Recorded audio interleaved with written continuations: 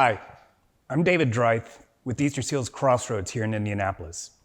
It's October and we're celebrating National Disability Awareness Month, National Disability Employment Awareness Month, with this very special event, Mining for Gold, a conversation with Aaron Likens, a flag person for NTT IndyCar Series. We're very happy to be sponsored today by One America, and we're also very excited to be collaborating with two other Easterseals affiliates, Easterseals of Arkansas and Easterseals of Southern California. Now, the format of today's event will be a 45-minute conversation between Aaron and my colleague at Easterseals Arkansas, Ron Ekstrand. You have a chance to ask questions using the Q&A button at the bottom of your screen. And after about this 45-minute interview, we'll be answering your questions live. Right now, thank you for coming, and sit back and enjoy this very interesting conversation.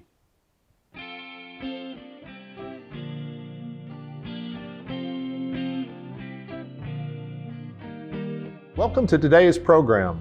My name is Ron Ekstrand, CEO for Easterseals Arkansas, and I'll be your host and moderator for today's webinar. We are dedicated at Easterseals to help people live, learn, work, and play in their communities. For over 100 years, Easterseals has been the indispensable resource for people and families living with disability, providing them help, hope, and answers.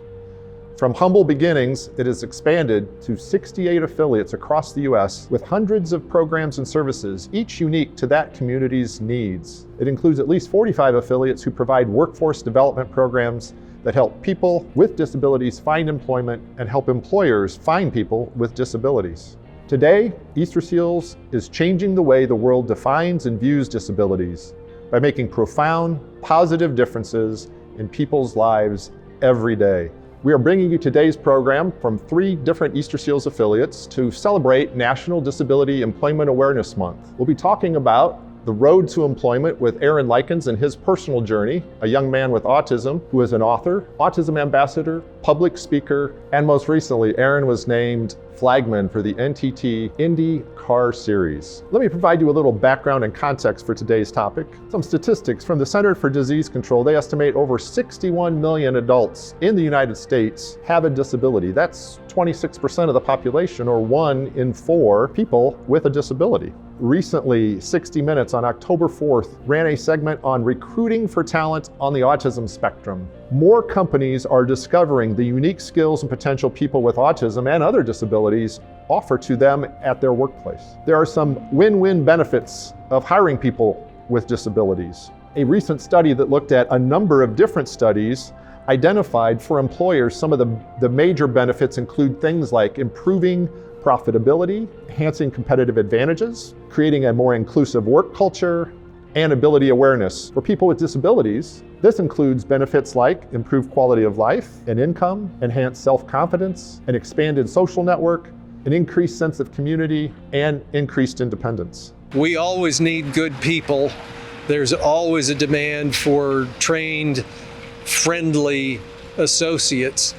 John is a perfect example of the kind of people we like to see in our stores. In many ways, John is a role model for all of us. He's friendly, he's outgoing, he does everything we ask, he's energetic. That's the kind of person customers enjoy meeting when they come to the stores. He's an example of what Kroger represents in our diversity and inclusion goals also, because we want to reflect the communities we serve. So if we're able to support the disability community, then that helps us carry forth those ideals and principles, and we benefit because of people like John. I really think it's important as a society to recognize that we've got this great population, these talented folks who are special needs, who have special needs, but they're just as capable in working in mainline businesses, mainline types of stores, bakeries, retail, and they're just as eager to work.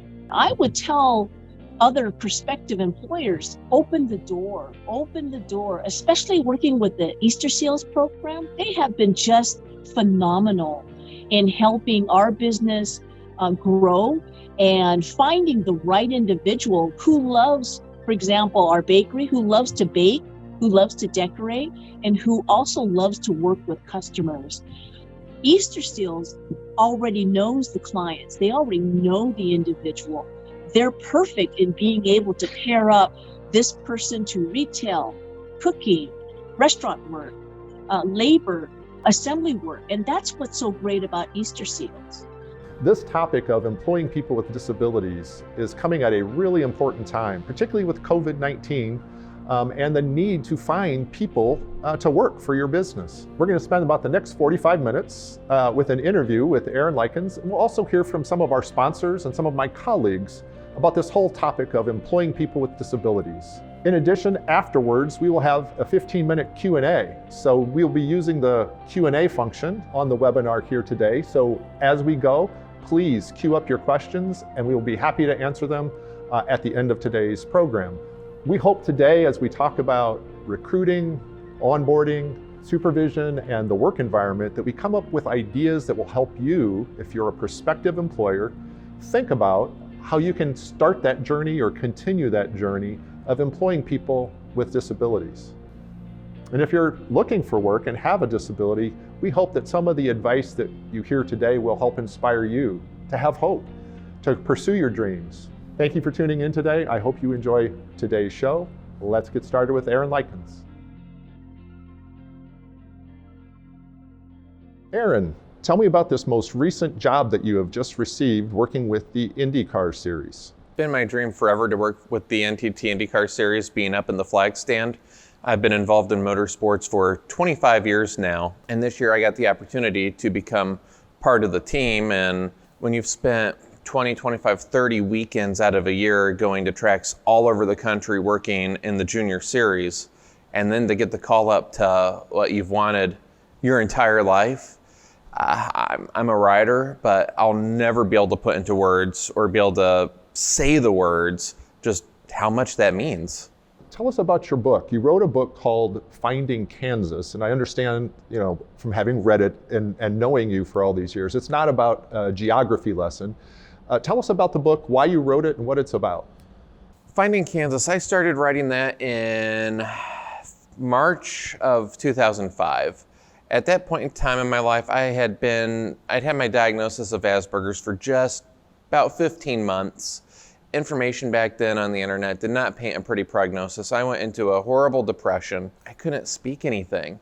I could state facts all day long. I could tell you about the 88 or 92 Indy 500 and just give you facts about everything. But talking about emotions, how I felt, why I felt, you'd get nothing. I would be a broken record of I don't know. So one evening I sat down at my computer and I just started to write. Communicating via words in a conversation like this, it can be difficult because I have no idea how you're going to respond. But on a computer screen, that bypassed the processing aspect, so it became a one-way conversation, and chapter after chapter after chapter, I really wanted my parents to know who I was and why I was. But not only was I telling them, but through writing, I was discovering myself as well. So Aaron, in your book, you talk about Asperger's, being on the spectrum as being a situational disability. Can you describe that a little bit more in terms of, like, people watching might be like, well, how is Aaron able to sit here and be able to talk like this and you're not having trouble finding words? So explain a little bit about that idea and concept. One of the most difficult things I found being on the autism spectrum is exactly that, the situational disability. Where if you're watching this right now, you're thinking, wait, he flags the Indy 500, he's a public speaker, he does all this. What's the challenges? What's the problem? I experienced that in school as well.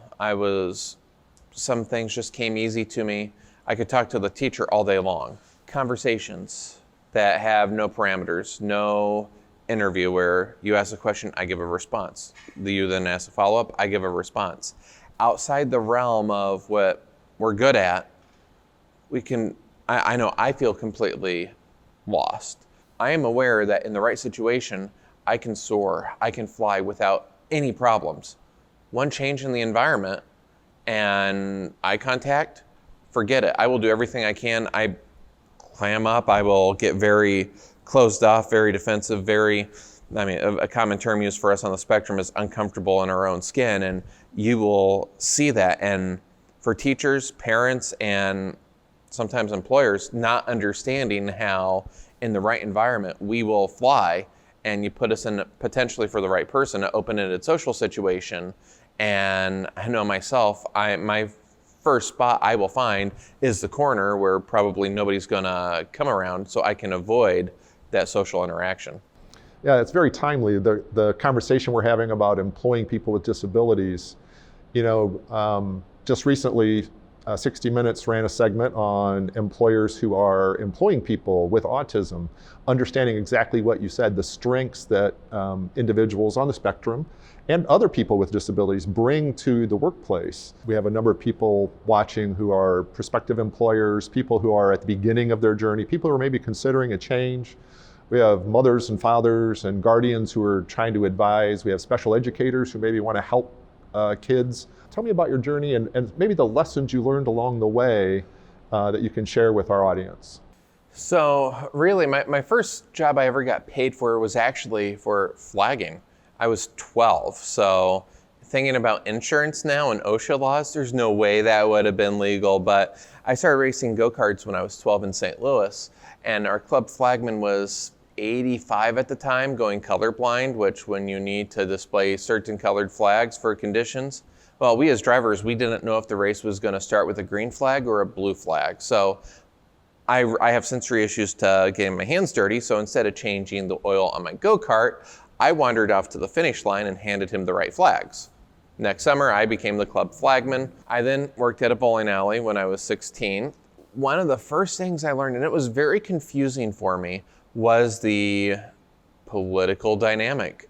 And I've learned no matter whether it's a bowling alley, no matter where you go, there will be a political dynamic in the workplace. 3 years after that, I worked at a video duplicator, which I enjoyed at first. That job consisted of putting 50 VHS tapes into tape decks, letting the tape duplicate it, take them out, label them, compile the sleeve or boxes they were in, put them in a box to ship, repeat that all day. I enjoyed it at first, and there's other people on the spectrum that do love the sameness, which I did love the sameness of it, but just for me, the lulls in between, if we were duplicating a 2-hour program, just didn't give me anything in the middle. So I wanted a challenge. So from there, I worked at a video game store. Now that was my Kansas, video games. My job was to get you, the customer, to buy anything you didn't need and love every minute of it. Because luckily for the chain and luckily for the manager, I love Monopoly. This was just Monopoly. This was trading. I was trying to get the customer to depart with the property, which in this case was money that they no longer needed because I needed to sell whatever it was that I wanted to upsell them. The manager loved it. What the manager didn't love was I had no ability to socialize with him or my coworkers. No customers in the store. I was stationary. The second somebody descended upon my sales layer, I came alive. And it had to be so confusing for my coworkers to see that duality. So the friction got bad there. My coworkers were getting just downright mean towards me. So one day I had enough. I took off my name tag. I said, that's it, I quit. I stormed out. What would have made the work environment easier for you to operate in, sort of in hindsight? What would have allowed them to keep a valuable employee who was doing exceptionally well in sales? Awareness, awareness, awareness. All awareness. And that goes on their part and my part. I wasn't diagnosed yet. What was next in your journey? So next was one of the best months of my life. I became a race car driving instructor for a month in Las Vegas at the age of 20. 1 month after I got back from Vegas is when I got my diagnosis. Starting in 2005 into 2006, I started working very part-time at a go-kart, a part shop, a chassis shop, and that was very beneficial for me.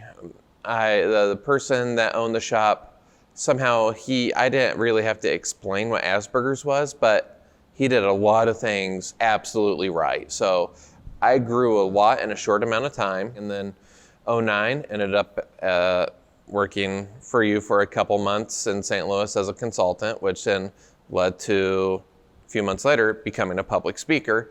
how many people have you spoken to, and what's the largest audience you've been, and what are some of those audiences? On my journey of the past decade, I presented to 1,028 live audiences. I'm closing in on 100,000 people spoken to, so when the pandemic ends, it won't be long before I can celebrate 100,000 people in attendance of my audiences. But the audiences have been so varied, and I absolutely love that. It isn't that I'm just always speaking to parents or teachers or university staff, employers, law offices, a lot of law enforcement. I've been to the level of the FBI, and I've also done kindergartners, which I can say, no offense to all the previous audiences I've named, but there is nothing more intimidating than a kindergarten class. They knew their stuff though. They asked some really tough questions. And that's what I've loved seeing the evolution the past decade. We're way past the autism awareness aspect, I believe. We're now really needing to focus on the understanding aspect. People have a general idea, okay, autism exists, but now we need to get to the understanding aspect so families, schools, and definitely employers can understand what our strengths are and how we can be utilized so it's good business for everyone. Let's take a moment now to hear from my colleague, David Dreith from Easterseals Crossroads. Thanks, Ron. It's been so great today to listen to the conversation with Aaron, and I've learned so much. Easterseals Crossroads is so happy to be a part of this event. In Central Indiana, we're noticing more and more businesses hiring for diversity, and not just because that's good for the community, but because it makes great business sense. People with disabilities in particular bring a unique set of experiences and skills to the workplace. And a lot of that has to do with their overcoming adversity in their own lives. So whether they're able to help you improve your customer experience, or whether they're able to bring new problem-solving skills to your team, it just makes sense. We're hoping this conversation leads to more conversation at your business, and that you're looking at hiring people with disabilities to add to your talent pool. And we at Easterseals are ready to meet you where you're at in that journey as you begin to diversify your workforce. Whether you're just thinking about hiring somebody and wanting to know how to recruit, onboard, and support and retain someone, or you're deep into it and need some consultation on making the work environment better, we at Easterseals are here to help.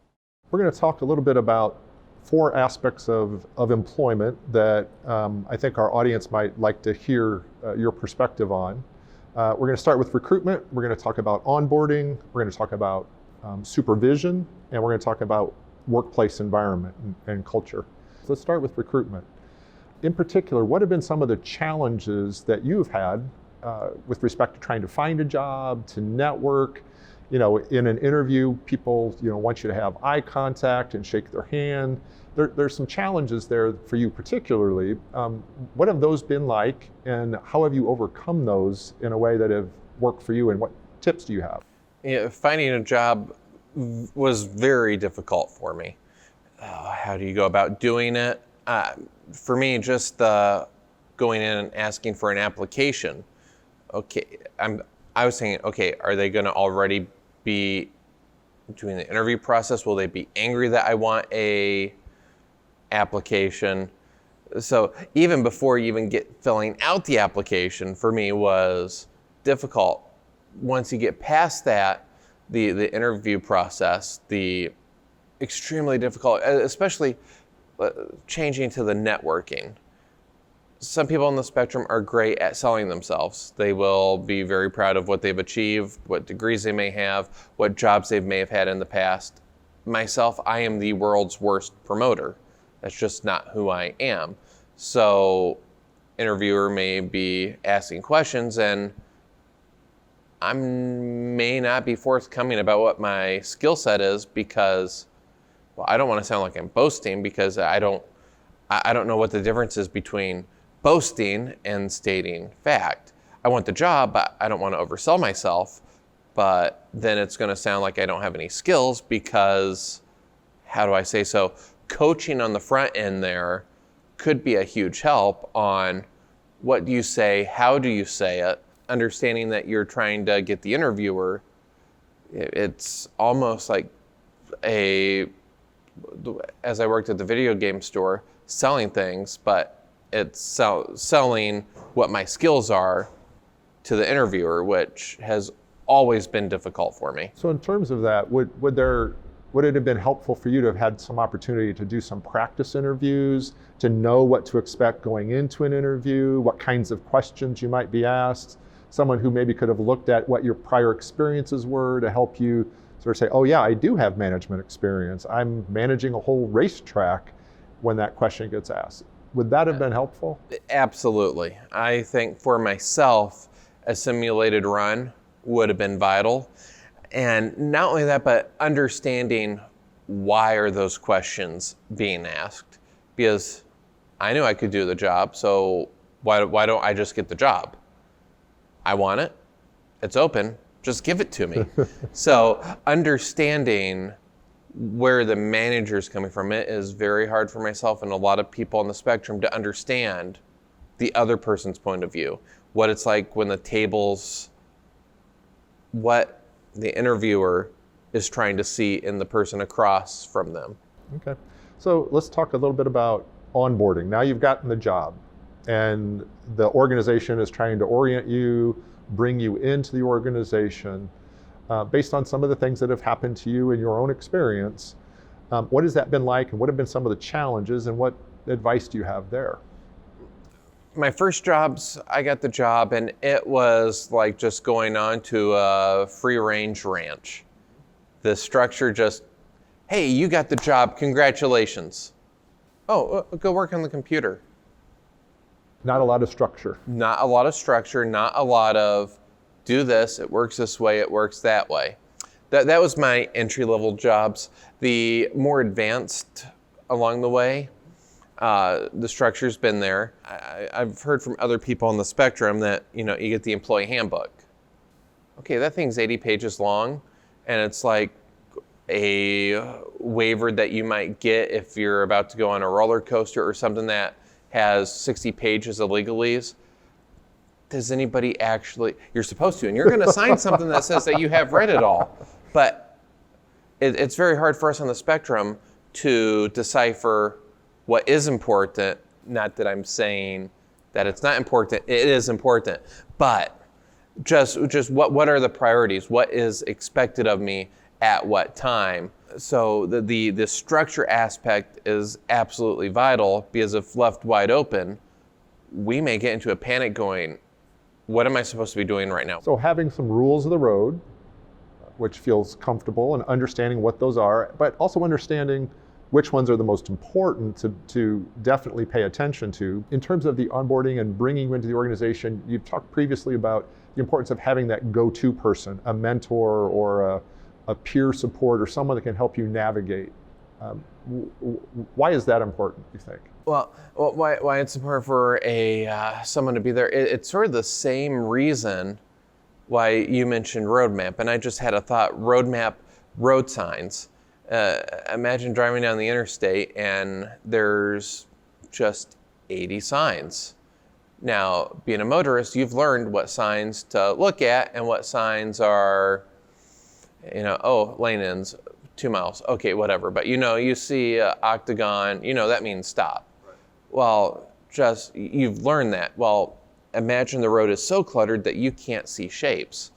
You don't know what is relevant and what is just an advisory. What is a command and what is an advisory?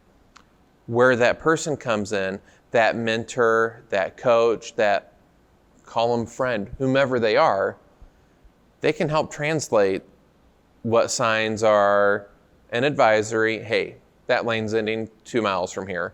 That coach, that mentor is going to be able to translate to, I don't know if translate's the right word. Yeah, I don't want it to sound like we need our hand held the entire way, but it's just absolutely little things can have a monumental success. And that person we trust, that person that can help us along the way, may make the difference between a person like myself when there was no direction. I didn't know what was going on. That job may have very well lasted 12 hours because I had no idea if I did a good job or bad job. To knowing exactly what I'm doing, what is expected of me, and just absolutely hitting grand slam after grand slam with an amazing team.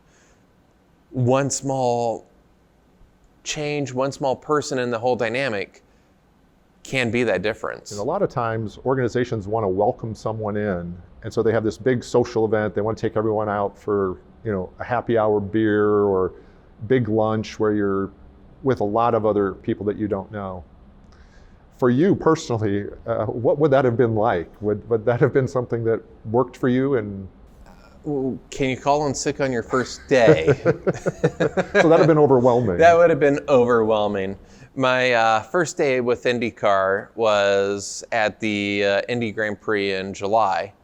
And there was, we came in at 8:39 in the morning, and we immediately went to the Indianapolis Motor Speedway to start setting up for the event.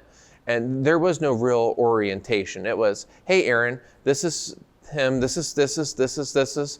And even with that was not overwhelming, but for me, that was the ideal thing, even though it was slightly uncomfortable. But it took, with COVID this year, our season was condensed into just about 3 months, but each event working with someone one-on-one, that was my introduction.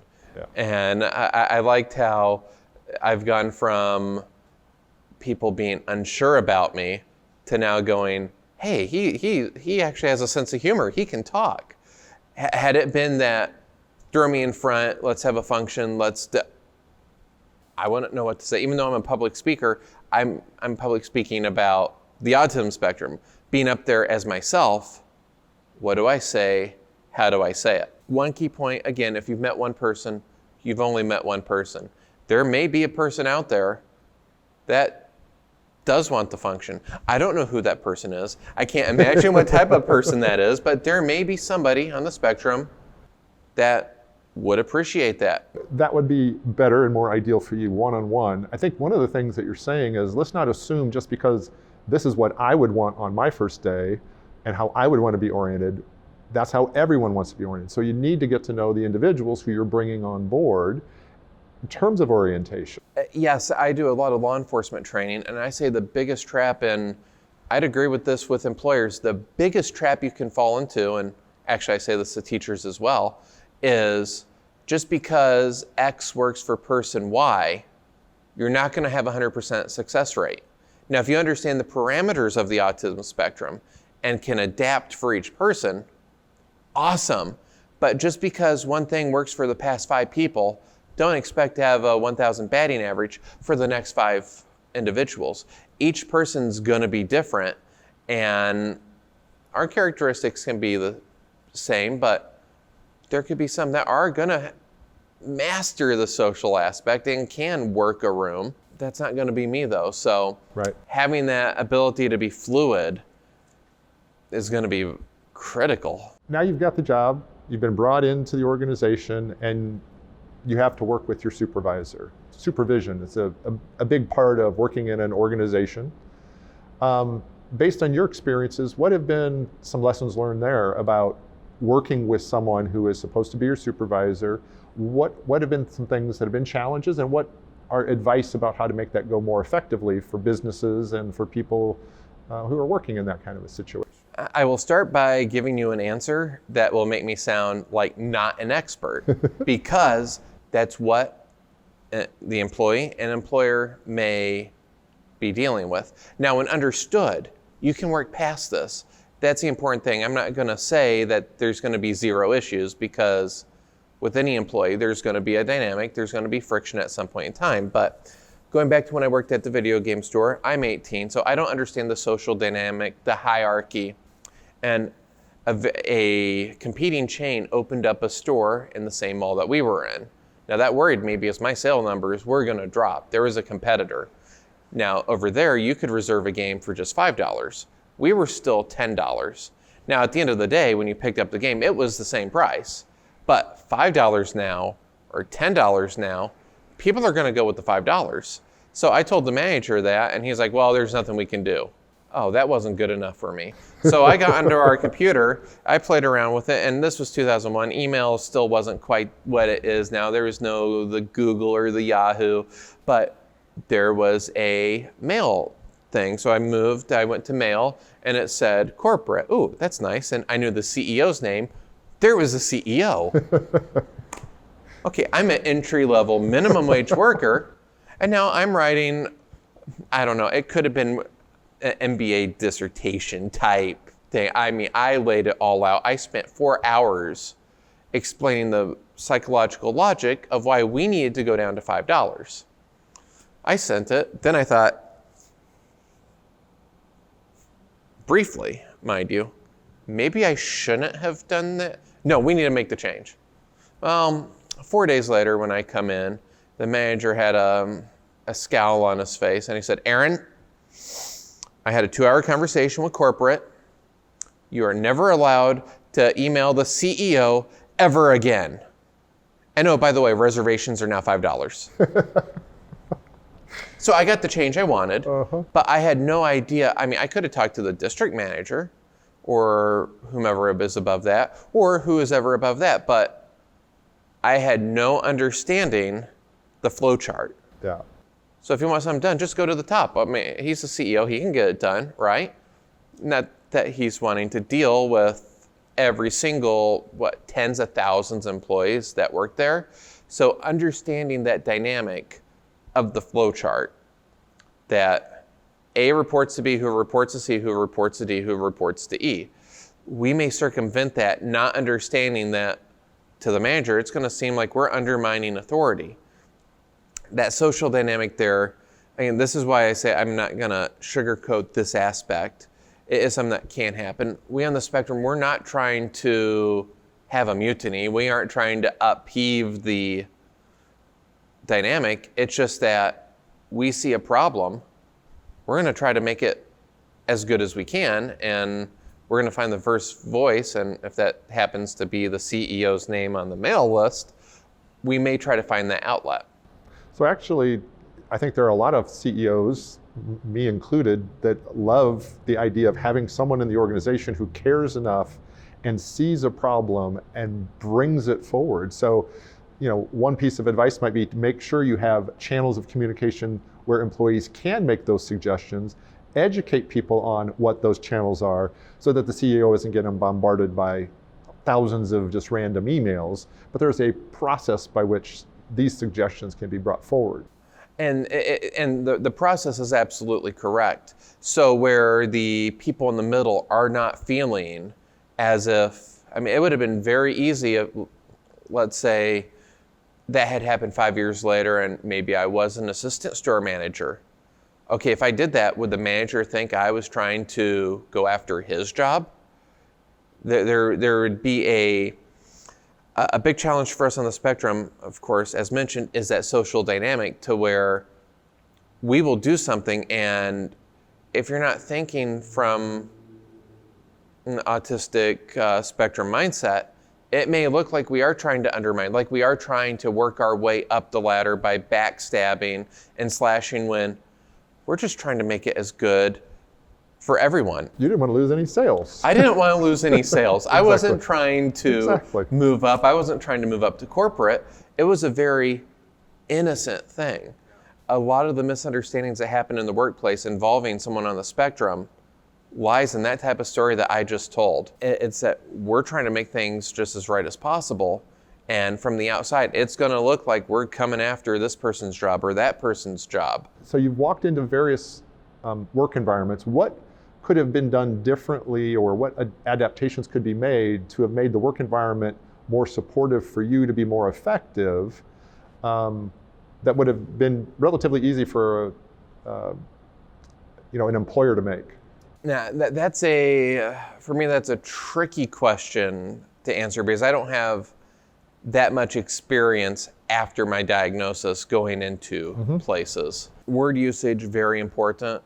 If there does have to be a conversation with a manager, something along those lines, the usage of words on trying to correct a problem, trying to strengthen, can be vital. So understanding on the manager's aspect. I'm fortunate in that I know my challenges. I know that talking to my coworkers, not my strong suit.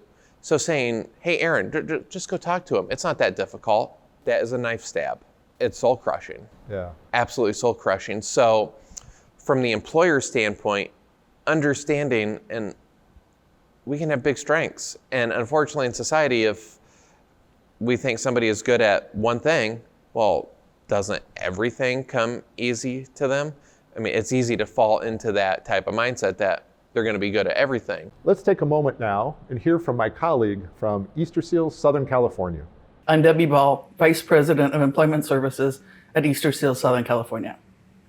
With more than 15 million working age adults with disabilities in America, we have a huge untapped labor market. Some of the reasons for this are that many assume people with disabilities can only perform certain types of jobs or are best suited for one type of work or another. That's simply not true. There is no one-size-fits-all for any person seeking employment.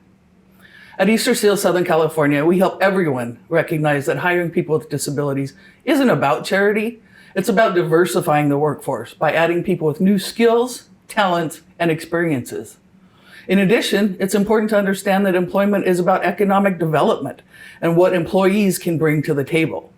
A solid match between an employee and an employer benefits both, and in doing so, builds a stronger community for all. Thinking about those four dimensions of employment, or those four aspects of employment, we talked about recruiting, talked about onboarding, talked about supervision, and then we talked about the work environment. Let's take them one by one and just give us just a recap of your key lessons learned or advice in each category. So thinking about recruiting, what would you most like to reinforce? Potentially looking at the non-traditional interview process. As I said, you can have people with credentials beyond every employer in the country will want them, and they're not going to get through the interview application process. So being able to have someone that potentially can read between the lines of an application and see a diamond where nobody else is seeing because the person just can't get through the interview process. Okay, what about onboarding and orientation? Tell us. Orientation, structure. Let us know what is expected of us. Don't just throw us into the fishbowl, so to speak, and expect us to know the routines and the social cues. Right. Neurotypicals can pick up on when lunch is. They might not have to be told when lunch is, when can you take a break, when can you do this, whereas a person on the spectrum, spell it out just a little bit more. And what about supervision? Advice about supervision? Supervision, be prepared for a little bit of friction, potentially, not to scare employers, but explaining things logically. Because I said so, even though from a manager standpoint is an adequate reason why something's done, for a person on the spectrum, we may question that. Why are we doing this? Because I said so. Well, why are you saying so? So just be prepared to give a logical answer. It may take a few extra seconds, but if if the answer is satisfactory, we'll go, oh, okay, problem solved. Okay. And what about the work environment? I can chit chat, I can small talk, but it's often while doing a task. For coworkers, it is important to know, and I think each day, each week, each month, each year that's gone on the past decade, it's getting easier for people to not necessarily be able to diagnose me, but go, okay, he's not weird, he's not odd, he's not strange. There's something diverse about him. He's not like me, but under the right circumstances, he can talk, and wow, he does have a sense of humor. So understanding that I'm not going to converse in the traditional manner, the whole water cooler talk, not happening. Chit chat, not happening. But if we're in the midst of a task, there's room to grow, and that's the way I've been my entire life. That's why I've always loved games. I can talk within a game and converse within that. We're still doing the activity, we're still getting the task done, but since I'm focused on this, somehow I'm able to converse just a little bit more. So the culture, don't expect us to chit chat, which unfortunately sometimes for coworkers, they'll take that as we are being aloof or standoffish, snobbish. But I'm hoping as awareness and understanding about the autism spectrum and just everyone in general, disability or not, goes up, that potential friction no longer exists. It's interesting, you've got a number of themes here about the workplace and the environment and this whole process. Being clear about expectations, understanding the rules of the road, having a mentor that can help you navigate, having a supervisor that's going to be supportive and ask questions why instead of jumping to conclusions and help support in that way. And then having an environment where diversity and difference of opinion is valued. Differences doesn't mean, as you said, weird or odd. Embracing that to create a stronger culture with different perspectives. We are all not the same. We all don't have the same strengths. Some jobs people are more suited than others to perform. Finding that talent and putting people in a role where they can succeed is so important. And there's so much talent within the disability community that employers are now recognizing and embracing. So Aaron, as you know, today's program is being produced by Easterseals affiliates, and you've had personal experience with Easterseals. What does Easterseals mean to you, and how have you been connected to Easterseals? That's where I actually got my original diagnosis. From the works that I've seen there, I first discovered the word hope. Seeing a parent training program and seeing a 5-year-old with autism, she had never spoken, and seeing her go through that program and say her first word, I saw hope. That went against everything I believed. Before that point in time, I had these concepts in my brain, but whatever happens first always has to happen, and there was no change. And all of a sudden, I saw change. And the work I've done with them for a decade now, across the country, at different affiliates, to see hope, to hear success stories on employment, whether it is that dream job or just getting that first job, whatever it may be, the betterment of life.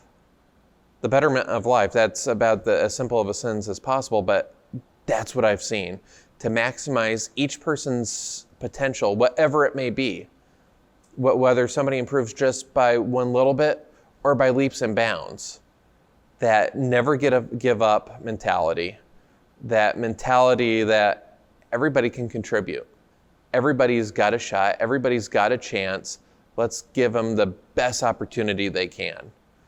And what more can you ask for than that? So we're ready for the Q&A process, part of this process. And joining me for Q&A here in studio is Aaron Likens, whom you just heard from. Ron Ekstrand is joining us of Easterseals, Arkansas. And Debbie Ball is joining us from Easterseals of Southern California. We got a great question in the Q&A section that I'm going to go ahead and pass along to Aaron. And that has, how can a manager help somebody who's on the spectrum build confidence while they're on the job? Confidence is so important. Going into new places, I know I'm constantly thinking, how am I going to mess up? How am I going to mess up? That's the only thing that goes through my mind. So having that manager that will allow me to not necessarily put me in an absolute fail situation, make sure that I have the skill set slowly building step by step to that position to where I'm going to be able to know, hey, I didn't think I could do this, but I can. And then you can work the next step, and the next step. Excellent, excellent. We also had a question come in about managing through change, feeling comfortable in your own skin with change. And I was going to toss some of this out because this is really relevant right now with COVID-19. Many of the people we're serving that are on the spectrum, one, they saw their jobs completely end or completely turn different. And those that were furloughed or left a job or starting a new job, they're not coming back to the same job they did. So Debbie, I'd like to hear from you what you guys are doing in Southern California as you're working with people who are on the spectrum to make those adjustments and feel comfortable in their own skin. It's a lot of mentoring, just making sure that we have people back. understand that we're there if they lean back and need us, but we're not going to take over, we're not going to take charge. We're just going to be a cheerleader or a mentor or just that kind of attitude. It's like, yeah, we all need that. And it's not something that's distinct to just people with autism or disability. You heard Aaron in the interview allude to the fact that how critical the interview process is and how it can be an extra challenge for somebody who is on the spectrum. What do you recommend for employers? How do they set up the environment so that that interview process is more comfortable? Yeah, so that's going to be a tricky one because I believe the most important statement is if you've met one person with autism, you've met one person. So one person could have an issue with lights. A lot of individuals, fluorescent lights can be a just big distraction, if not a sensory pain. Then you could come across 99 more individuals that don't have that same challenge with sound. Sound can be an issue. I know when I was going through school, I could hear what was going on in every classroom around me, which can be very distracting in an interview, because if we're having an interview, well, we are having an interview right now, but in a job interview, you know, I may constantly be looking over there trying to see through the wall to hear what's going on, or I could be distracted with what's going on outside. So each person's challenges could be different, but the one thing for managers to learn is, and well, more that not necessarily need to learn, but need to be made aware of, is just because I'm looking over here, I'm not disinterested in what you, the interviewer, are saying. It's that I'm distracted with everything else that's going on in an already stressful situation. Absolutely. You know, just listening to it, it can be a little bit of a complex and a little bit of a challenging situation. Ron, what would you tell businesses that are looking to diversify their talent about what Easterseals offers, and how would they get in touch with your organization in particular to hire people with disabilities? EastersealsArkansas.com. There are a number of resources that they can tap into, whether it be job training for someone who's not quite ready for employment, transition if they're in high school looking to get job ready for when they graduate. We have job coaching and job placement, so employers or individuals looking to find work can contact us through that and get in touch with the right person. So our website has a number of opportunities there to inquire. They can also send an email to info@eastersealsar.com, and we will follow up with them. Just let us know what it is they're interested in, and we can get them connected. We are looking to form a business council with other employers in the Little Rock and Greater Arkansas region who are interested in employing people with disabilities. So we will be doing a public campaign to find those individuals, those businesses that are interested in hiring, and bringing them together to do some more education and some networking, and even hosting job fairs for them. So those are some things that we have in the works. Yeah, here at Easterseals Crossroads, we've been pretty successful in also, COVID has allowed us to be more creative in delivering services remotely. And our assistive technology services that assist people while they're on the job or with job accommodations. It used to be we had to be on the job site to deliver that service.